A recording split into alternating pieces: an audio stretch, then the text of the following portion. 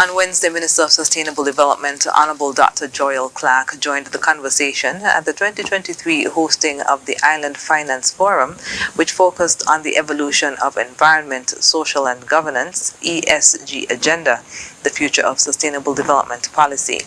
At the forum, development partners, policymakers, investors, entrepreneurs, and other cross-sector experts from around the world discussed the current challenges and opportunities of mobilizing financing for inclusive and sustainable development. Speaking virtually, Minister Clarke outlined the difficulties faced by small island developing states as they move toward achieving the Sustainable Development Goals by 2030.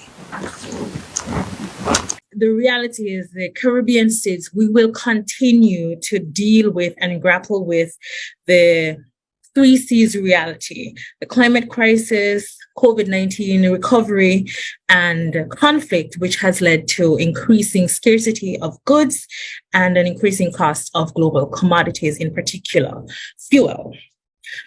Another reality is how expensive it will be to achieve the SDGs by 2030. Some estimates are in the range of $5 to $7 trillion, an injection of $5 to $7 trillion for countries to achieve the SDGs. She spoke of the steps taken by St. Kitts and Nevis towards becoming a sustainable small island state. The reality for St. Kitts and Nevis is we made a commitment last year to transform our island to a sustainable island state. And that was not a small commitment. That was a very new and young government saying to the people of St. Kitts and Nevis and to the world that we recognize our vulnerability. We recognize that most of our challenges are external, but we want to transform. And we recognize how expensive it would be to transition to a sustainable island state. We have committed to doing so through constitutional reform and through legislative amendment.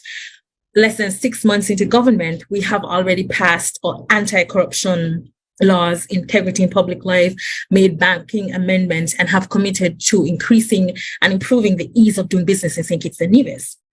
Dr. Clarke said public-private partnerships are important in transforming societies across the region. There's a need to focus on growth and resilience. There's a need to ensure that growth and resilience in St. Kitts and Nevis and in the Caribbean is actually private sector driven and private sector finance. We're not going to find $5 to $7 trillion globally in the public sector. We're not going to find it in government coffers. We're not going to find it anywhere else but in the investment structures in the private sector.